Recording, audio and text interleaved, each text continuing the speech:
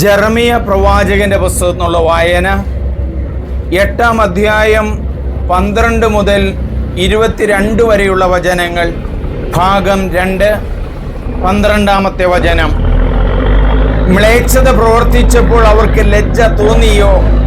ഇല്ല, ഒട്ടുമില്ല. ലജ്ജ എന്തെന്ന് അവർ മറന്നുപോയി. അതുകൊണ്ട് മറ്റുള്ളവരെ പോലെ അവർ വീണുപോകും. ഞാൻ വിധിക്കാൻ വരുന്ന ദിവസം അവർ നാശമടയും. കർത്താവ് അരുളി ചെയ്യുന്നു. ഞാൻ വിളവെടുക്കാൻ തീരുമാനിച്ചിരിക്കുന്നു. എന്നാൽ മുന്തിരിച്ചെടിയിൽ പഴമില്ല, അത്തിവൃക്ഷത്തിൽ കായ്കളുമില്ല. ഇല പോലും വാടിക്കൊഴിഞ്ഞു. അതിനാൽ അവരുടെ നേരെ ഞാൻ വിനാശകനെ അയക്കും. നാം എന്തിനിങ്ങനെ ഇരിക്കുന്നു? നമുക്കൊരുമിച്ച് ഉറപ്പുള്ള നഗരങ്ങളിലേക്ക് പോകാം. അവിടെ വെച്ച് നാം നശിച്ചു കൊള്ളട്ടെ. നമ്മുടെ ദൈവമായ കർത്താവിനെതിരെ പാപം ചെയ്തുകൊണ്ട് അവിടുന്ന് വിഷം തന്നു നമ്മെ നശിപ്പിക്കാൻ നിശ്ചയിച്ചിരിക്കുകയാണ്. നമ്മൾ സമാധാനം അന്വേഷിച്ചു, ഫലമുണ്ടായില്ല. രോഗശാന്തി ആഗ്രഹിച്ചു, ലഭിച്ചതോ ഭീതി. ധാനിൽ അവരുടെ കുതിരകളുടെ ഫുൽക്കാരം കേൾക്കുന്നു. അവരുടെ പടക്കുതിരകളുടെ ഘേഷാരവും ദേശത്തെ കിടിലം കൊള്ളിക്കുന്നു. അവർ ദേശത്തെയും ദേശത്തുള്ള സകലതിനെയും നഗരത്തെയും നഗരവാസികളെയും സംഹരിക്കുന്നു.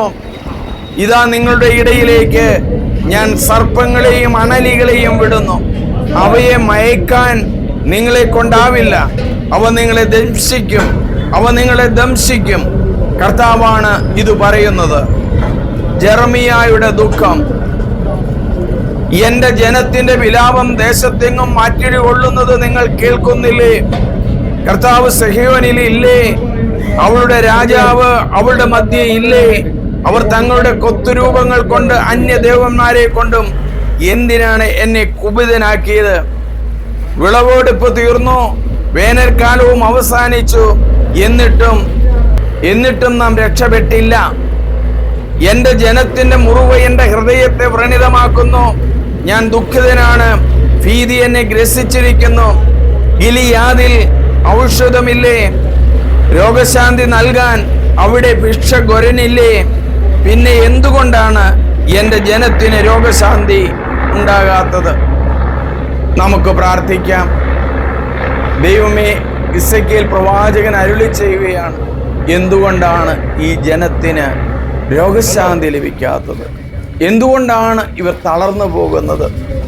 ദൈവമേ, ഈ ഇസ്രായേൽ ജനതയുടെ പാപം മൂലം തകർന്നു പോകും, നശിച്ചു പോകും, രോഗശാന്തി ലഭിക്കുകയില്ല എന്നെല്ലാം ഞങ്ങൾ മനസ്സിലാക്കുന്നു.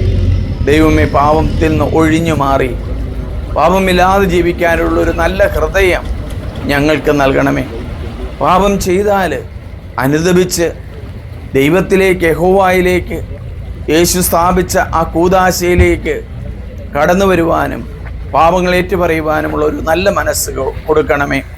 ഈ വചനം കേട്ടുകൊണ്ടിരിക്കുന്ന ആളുകൾ പാപത്തെക്കുറിച്ച് അനുദപിക്കുന്ന ഈ നിമിഷം തന്നെ അവരുടെ രോഗങ്ങൾ കർത്താവ് എടുത്തു മാറ്റുന്നു, പ്രത്യേകിച്ച് ആസ്മയും ത്വക്ക് രോഗങ്ങളുമെല്ലാം. ദൈവമേ നന്ദി, ദൈവമേ ആരാധന. Hallelujah, hallelujah. പ്രിയമുള്ളവരെ, നിങ്ങളെല്ലാവരും ഇത് സബ്സ്ക്രൈബ് ചെയ്യണം, മറ്റുള്ളവർക്ക് ധാരാളമായി ഷെയർ ചെയ്യണം. അങ്ങനെ വചനത്തിൽ ഊന്നി അനുതാപത്തിലൂടെ കടന്ന് സ്വർഗരാജ്യം, മനസമാധാനം, രോഗസൗഖ്യം നമുക്ക് ലഭിക്കാനിടയാകും. ദൈവത്തിന് സ്തുതി. എൻ്റെ പേര് സണ്ണി പുൽപ്പറമ്പിൽ.